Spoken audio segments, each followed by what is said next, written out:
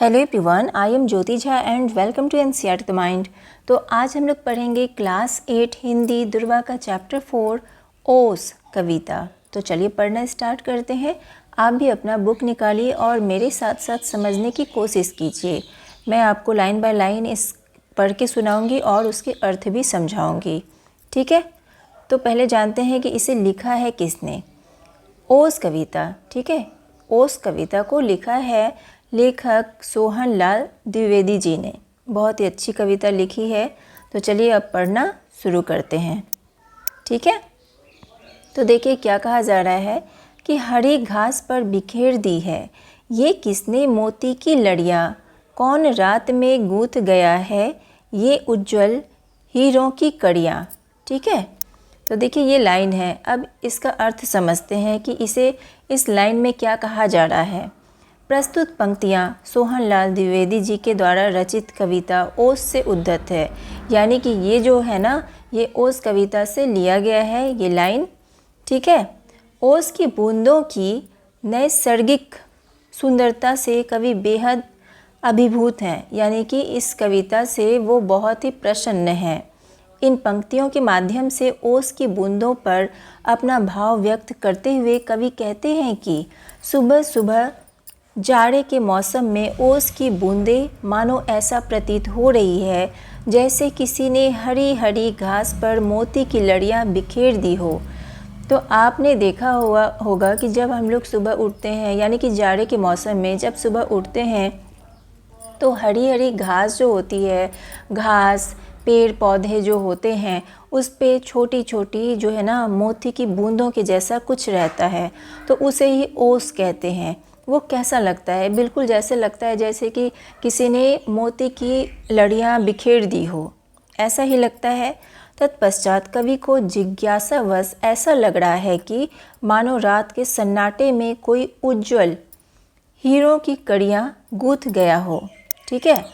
ऐसा लगता है रात के सन्नाटे में कोई आया हो और हीरो की कड़ियाँ गूंथ गया हो, ठीक है, जैसे कि डायमंड हो। दूसरा लाइन है कि जुगनू से जगमग जगमग ये कौन चमकते हैं यूं चमचम, नभ के नन्हे तारों से ये कौन दमकते हैं यूं दमदम, ठीक है। अब देखिए इसमें कहा जा रहा है प्रस्तुत पंक्तियाँ सोहनलाल द्विवेदी जी के द्वारा रचित कविता ओस से उद्धत है। ओस की बूंदों की नैसर्गिक सुंदरता से कवि बेहद अभिभूत हैं।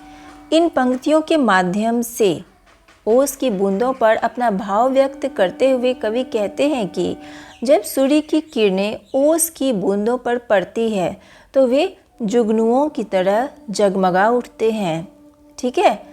जब सूर्य की किरणें ओस की बूंदों पर पड़ती है तो वो कैसा जगमगाता है? बिल्कुल जैसे कि जुगनू जगमगा रहे हो, ऐसा ही लगता है।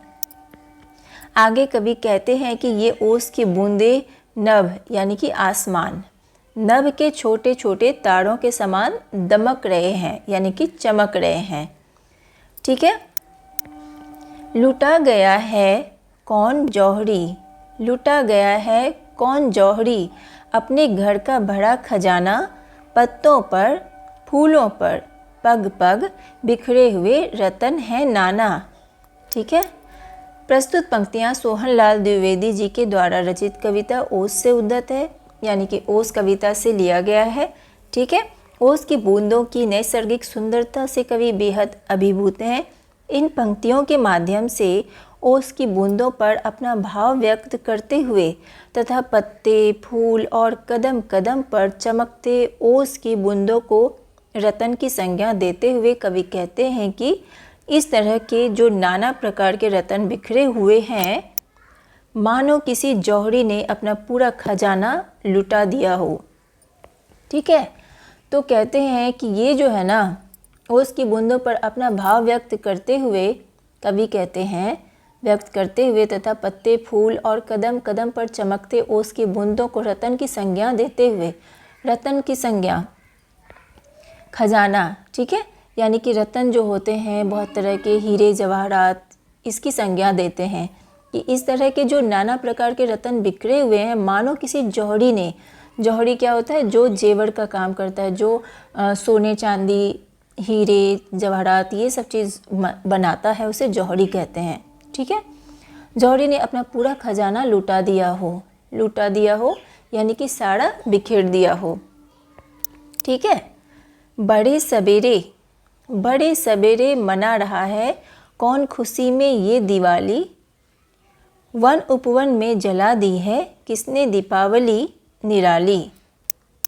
ठीक है। भावार्थ इसका क्या होगा कि प्रस्तुत पंक्तियाँ सोहनलाल द्विवेदी जी के द्वारा रचित कविता ओस से उद्धत है। ओस की बूंदों की नैसर्गिक सुंदरता से कवि बेहद अभिभूत हैं। इन पंक्तियों के माध्यम से ओस की बूंदों पर अपना भाव व्यक्त करते हुए कवि कहते हैं कि सुबह सुबह ये ओस की बूंदें ऐसे चमकते हुए दिखाई दे रहे हैं। सुबह सुबह ये ओस की बूंदें ऐसे चमकते दिखाई दे रहे हैं जैसे कोई वन उपवन में दीप जलाकर दीपावली की खुशियाँ मना रहा हो। ठीक है। ये जो सुबह सुबह ओस की बूंदें हैं ऐसे चमकते हुए दिखाई दे रहे हैं मानो जैसे वन उपवन में दीप जलाकर दीपावली की खुशियाँ मना रहा हो। इस चमकते हुए ओस को वो दीपावली की खुशियाँ का रूप दे रहे हैं, यानी कि लोग जैसे खुशियाँ मनाते हैं दीपावली में दीप जला के, तो वो उस ओस की बूंदों को इसकी संज्ञा दे रहे हैं। जी होता इन ओस कणों को अंजलि में भर घर ले आऊं, अंजलि में भर घर ले जाऊं। जी होता इन ओस कणों को अंजलि में भर घर ले जाऊं, इनकी शोभा निरख कर इन पर कविता एक बनाऊं। अब देखिए इसमें क्या कह रहे हैं। प्रस्तुत पंक्तियाँ सोहनलाल द्विवेदी जी के द्वारा रचित कविता ओस से उद्धत है। ओस की बूंदों की नैसर्गिक सुंदरता से कवि बेहद अभिभूत हैं। इन पंक्तियों के माध्यम से अंत में कवि ओस की प्राकृतिक सुंदरता से इतना अभिभूत हुए कि उनके मन में ओस की बूंदों को अपने अंजलि हथेलियों का गड्ढानुमा आकार में भरकर घर ले जाने की इच्छा जाग गई, ताकि वे ओस की शोभा को अच्छे तरीके से परख कर उस पर एक सुंदर सी कविता की रचना कर सके। ठीक है।